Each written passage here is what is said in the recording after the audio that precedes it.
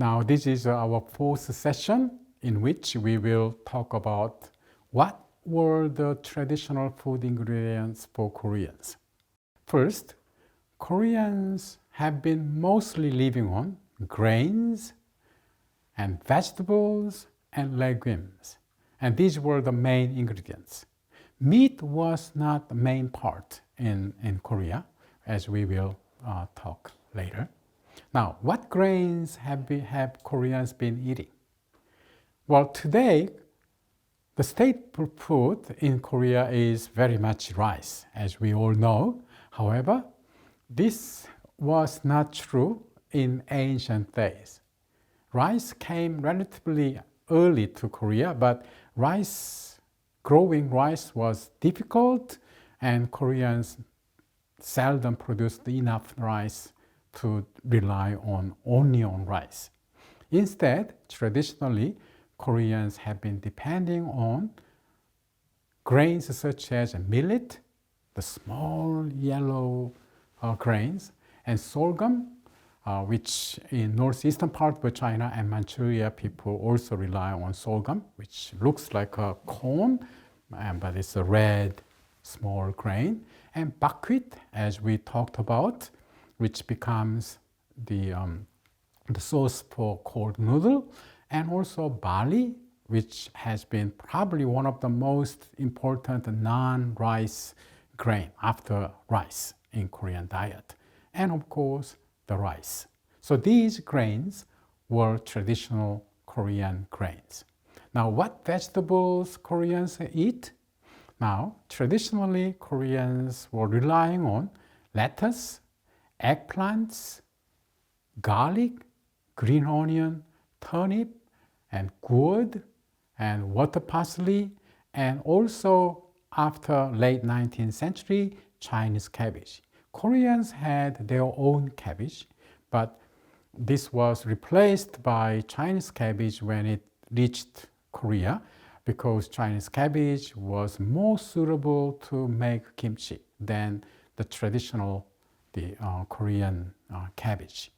And now the legumes, one of the most important legumes in Korean diet, which is the same for Chinese and Japanese, was soybean.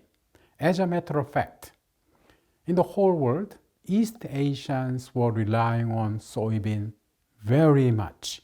And as a matter of fact, the soybean originated in East Asia, more precisely Manchuria and the Korean Peninsula.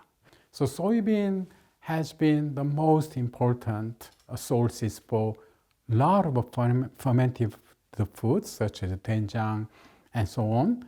And in Japan, of course, miso. In China as well, the black soybean sauce and so on. And also Koreans have been relying on red bean, black bean, and black-eyed bean.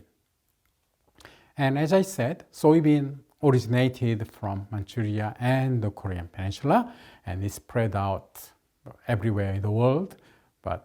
And that's why it is only traditionally Chinese, Koreans, and Japanese who ate food such as tofu, which is solely from soybean. And this miracle bean, soybean, has been the most important source for protein for all East Asian people since ancient times. And this soybean, as I said, is an essential ingredient for Korean doenjang, the soybean paste, and kanjang, soy sauce, and gochujang, the chili paste. And continuing to traditional food ingredients in Korea, I already emphasized that seafood and seaweeds have been very important Korean food ingredients from ancient days. Like a fish. What kind of fish? Herrings, cutlass fish, which is long silvery fish. Koreans call it galchi, and sea bream, and mackerel, and squid. They were important seafood source for Koreans. And also seaweed. Not many people actually in the world knew about eating seaweed, but this was a particularly popular in East Asia, Japan and Korea and China. So today and old days, traditionally Koreans consumed the mi역, which is kelp, and dashima, which Japanese call kombu, and also kim, which Japanese call nori. So these, including some other seaweed such as pare or green seaweed, have been very important food ingredients in Korean culinary culture. Meanwhile, of course, Koreans eat meat from ancient days, and like a game meat such as wild boar, wild deer, and wild pheasant were very popular, game meat in Korean culinary culture. And also the domestic species such as beef and dog meat has been very popular in certain parts of the world, but in this case, northern China and Korean Peninsula and countries such as Thailand and so on, the dog meat was popular. And also chicken and also pork. Pork was relatively less consumed than the previous meat such as beef, dog, chicken in Korea. And there is a reason why. Okay? Raising pork, you need a lot of feed for the animal, and that is not economical. That was less economical than feeding chicken or dog. Anyway, so the Koreans enjoyed the meats such as beef, dog, chicken, and pork. Not lamb, by the way, and I will go back to this in later part of this session.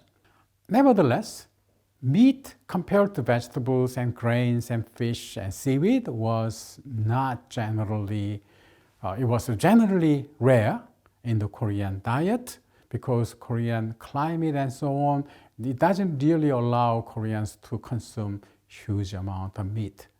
And of course, also cows were very important animals for agriculture. So often in Korean history, the government would discourage or prohibit people from eating beef. Now, instead of meat, Koreans eat lots of vegetables and small amount of meat, and Koreans traditionally used very little amount of cooking oil. As a matter of fact, deep fried food was unknown in Korean culinary culture. Instead, Koreans use small amount of cooking oil to cook, such as jeon, for example. It's not deep fried, it is just simply little amount of oil is spread on the surface of jeon, and you would fry each side. Okay, so in this session, we have covered the traditional food ingredients in Korea, such as grains and vegetables and so on, and seafood and meat.